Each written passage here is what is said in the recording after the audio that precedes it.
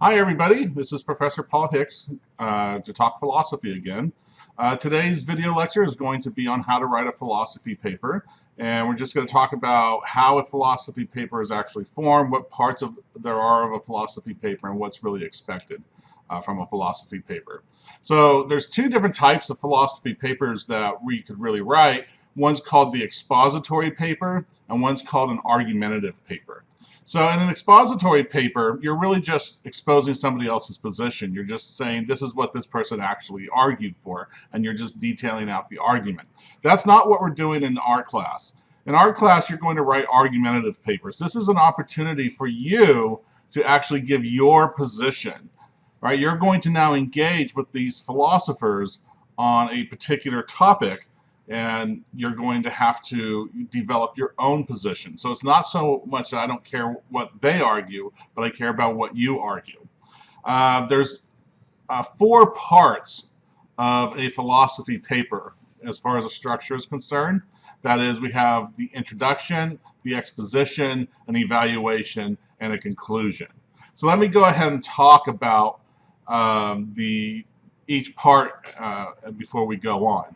So let's think about the introduction. So your introduction is going to be about 1 to 2 paragraphs for the length of papers that we're talking about, for say a 5 to 7 page paper. Your introduction is really going to be about 1 to 2 paragraphs. The point of the introduction is a few things. One, you need to actually introduce the topic for the assignment, right? So for example, if you're going to write on, God exists, right? You need to actually tell me what's motivating this particular problem. Is it some sort of atheistic argument? Is it some sort of theistic argument? What is the motivation of the problem? Then what I need you to do is to actually briefly state your thesis. That is, what is your actual position? So one of the ways that you could do that is to simply say, for example, I will argue that God does not exist because of the problem of evil, for example. Or I will argue that God must exist because something can't come from nothing. All right, another type of example. You're allowed to use the word I here, and in fact, I expect that you use the word I, because I need to know, right, that this is your position, this is what you're actually arguing. The next thing I want you to do is to briefly outline the argument that's going to support the thesis. You don't need to give great detail here. That's going to come into the second section. But here's what I'm looking for. Something along the lines of, what do you believe and why do you believe it? And just give me a couple sentences here for why what your actual support for your thesis happens to be.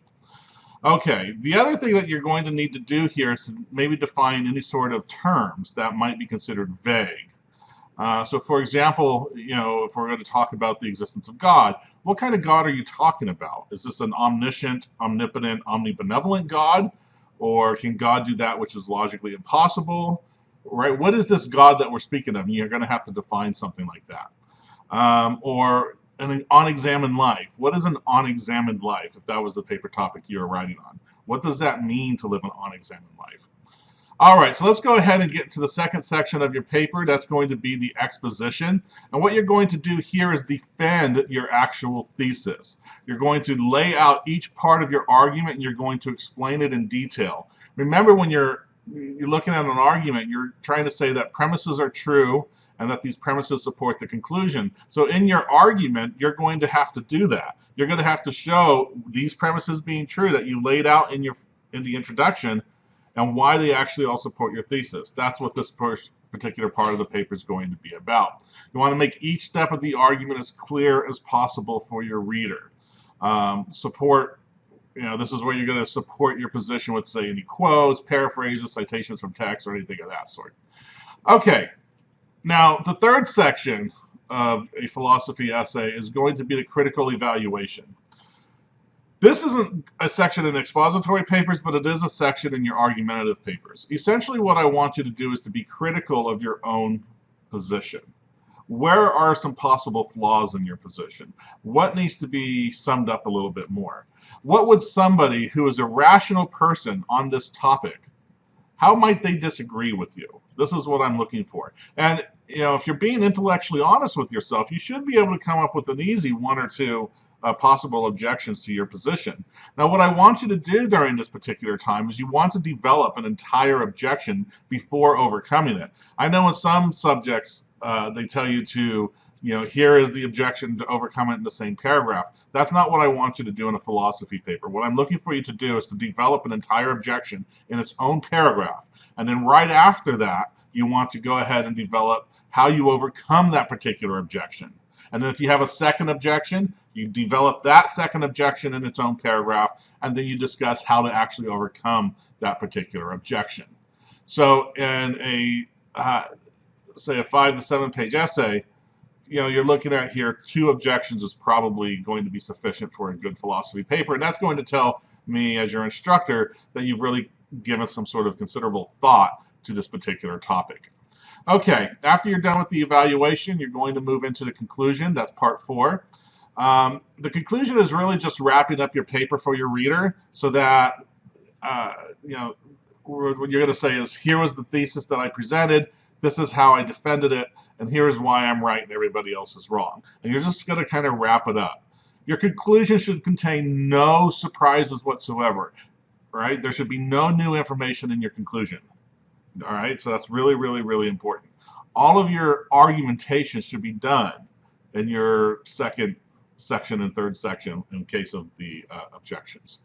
Okay, so let's talk about citation style.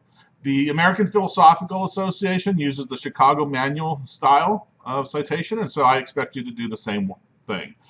You can look it up on Google. The How to Write a Philosophy Paper handout that I gave you certainly has that, how to actually cite in Chicago Manual style. So let's talk about some really common problems that people have when writing philosophy papers. You want to get rid of words that we're going to say are clumsy words, words that are really unnecessary to say. So words like very, really, basically. It doesn't really tell us anything. Why did you have to say that? For each word in a philosophy paper, philosophers are very specific. We choose our language very carefully, and each word actually means something. Don't fill in your philosophy paper with a bunch of words that doesn't mean anything, that doesn't actually go back to your thesis and is not relevant to the particular topic. Right? So stay away from those kind of clumsy words. Another thing that I found students do is they emphasize words by using capital letters. Now that's okay if you're texting somebody or if you're on social media or something like that, but that's not appropriate for an academic paper. If you want to emphasize something, you italicize the word. You're not going to capitalize the word. Avoid empty claims. All right, avoid vacuous or empty claims. Remember, each sentence in a paper is an important opportunity to say something about the assigned topic. So don't say things that are totally irrelevant. For example, consider what is said from the example of, from this point forward, other issues that Descartes proclaims in the Meditations are expressed and thoroughly reasoned. All right, well, let's simplify that and get rid of all those extra words that we don't need. And now you can say that Descartes expresses and reasons some issues. What was the point of saying that? Everybody already knows that. All right, it's completely pointless. Okay, let's talk about paragraphs for just a bit. So what is a paragraph? We got to look at a paragraph as being a complete thought. You're going to have a topic sentence, you're going to have supporting sentences, and you're going to have some sort of concluding sentences in a paragraph. It's very similar to the way the structure of an actual paper is going to be.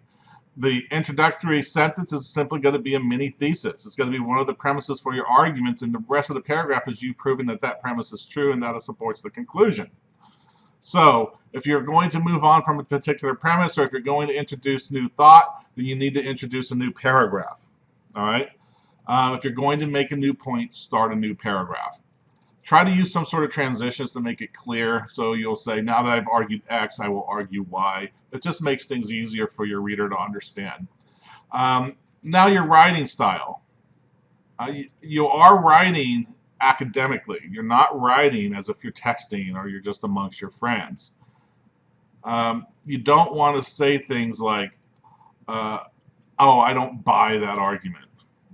What is it that you're really trying to say here? You need to give me the details of what you think is in particular wrong with this argument, that it doesn't support the conclusion, or there's certain premises that are false, or it's somebody's guilty of fallacious reasoning or something along those lines. Another thing that I'm going to ask you to do is to, as I said, avoid words that are unnecessary. So avoid any sort of paper where you're going to start, for thousands of years philosophers have argued. Do you understand how many papers I've read that have started with that particular sentence? What is the point of saying that? What is the point of saying that philosophers have argued about justice since Plato? There's no point. It doesn't actually tell us anything. Give me new information. Tell me some sort of information. Simply saying that philosophers have argued or philosophers disagree about it is totally irrelevant. Also, try to avoid autobiographical details in your essay. Remember, I'm trying to determine if you understand a particular topic. I can't use your experiences as any sort of evidence, because they're not my experiences. They're not objective experiences, and so we can't use that. The other thing is, don't tell me why you chose this particular topic to write on. That's right. It's not important. The fact is, you're writing on this topic, so make sure you just write on the topic. You don't need to tell me anything else. Another thing that you need to avoid is saying words like "I believe" or "in my opinion." The fact that you're writing the paper tells me that's what you believe, that it is your opinion. You don't need to say that. You're just using extra words. So really try to avoid wordiness. If you're just saying words, one of the problems that I have with some students is they will just say a bunch of words and they'll use a thesaurus to try to make the words sound better. And then now all I have are sentences of these really long words, but it's not telling me anything. I would stay away from the thesaurus, because that's, I'm not grading you to say, hey, do you know this word or that word? I don't really care. What I'm looking to see is, can you make an argument? Can you defend a thesis? Right? Can you think through a problem? That's what I'm looking for. All right, so stay focused on that. Another odd thing that we do in philosophy is we talk about ancient texts, such as Plato or Socrates. We talk about them as if they're still alive. We use them in the present tense. So we don't say, well, Socrates argued that justice was important. We say Socrates argues that justice is important, as if Socrates is with us today. Now, I know he's been dead for 2,500 years, so you don't need to tell me that. But his ideas are still very much alive. He's still an influential philosopher to this very day. And so while he might be dead physically, his ideas and philosophy are still with us, and so we talk about it in the present tense. All right, let's look at quotes. Now, you don't have to use any sort of quotes in the paper for me. I don't want to say, I'm not saying, make sure you have 2 quotes or 3 quotes. I don't care about that. If you are going to use a quote, however, they can be very beneficial to support a particular point. If you're going to do that, I want to talk to you about the difference between what you do with short quotes and long quotes. So your paper is going to be 1-inch margins and double space. That's going to be standard for pretty much any college essay you're going to do. So if it's going to be a long quote, here's what you do. You take in the sides an additional 1/2 inch, right? So it'll be 1.5-inch margins. And then instead of double spacing it, you single space the actual quote. That's only if it's 4 lines or more. That's a long quote. If it's 3 lines or less, just leave it in the 1-inch margins and double space, and you're going to be just fine. Let's see. So proofread your paper for me if you can. I know that when you write something, you maybe spend a long time on it, your eyes kind of glaze over certain sort of errors. I would suggest having somebody read it for you if you can. I expect that you're using some sort of spell check or something of that sort, so please make sure that your spelling and everything is correct. I'm not going to be a stickler, say, like maybe an English professor would when they say, oh, make sure that you have all the commas in the right place or this or that. That's not my big concern. My concern is I'm grading you on your argument. As long as I can understand what you're saying, I'm pretty much going to give it to you. Okay? Think of your audience as well. You're not writing to me. You're writing to an audience which is intelligent and college educated, but they don't know about the issue you're addressing. And so when you write, you have to explain yourself in great detail to educate your audience, but don't assume that your audience is stupid either, right? When you criticize an argument, so if you're going to argue against somebody's particular position, there's two things that you could do, really. They're saying that the premise is false, or that the premises don't support the conclusion, or it's guilty of some sort of fallacy or some sort of way. Those are what you're able to, how to criticize an actual argument. One thing that you shouldn't do is to criticize somebody and say, well, Descartes had to believe in God during that particular time. No, Descartes actually has arguments for the existence of God, and we have to take seriously the positions he's actually putting forth. So don't, argue, say, well, he was forced to believe that in this time. Don't criticize somebody unnecessarily. All right, remember, these are not stupid people. You might disagree with René Descartes, but René Descartes was not a stupid man. So don't put off somebody's certain position as if they're irrational. If you do, you're guilty of the straw man argument. Right? You're going to structure their position in a way that they probably don't actually hold it. All right. The last thing I want to talk about is try to avoid the use of gendered terms. So, for example, if you notice that terms like humanity, you notice how that's synonymous with, say, mankind or something of that sort? Why? Why would we do something like this? Well, this comes out of very patriarchal and sexist tradition in academics, that there's expectations that if we're talking about an intelligent person, that they're obviously going to be a man. Or we're talking about people that matter, so it's obviously going to be a man. Where mankind seems to be equivalent to humanity, why isn't womankind equivalent to humanity? Think about that for a bit.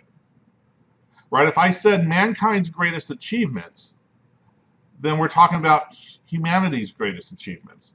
But if I said womankind's greatest achievements, it doesn't do that, right? So think of this particular example.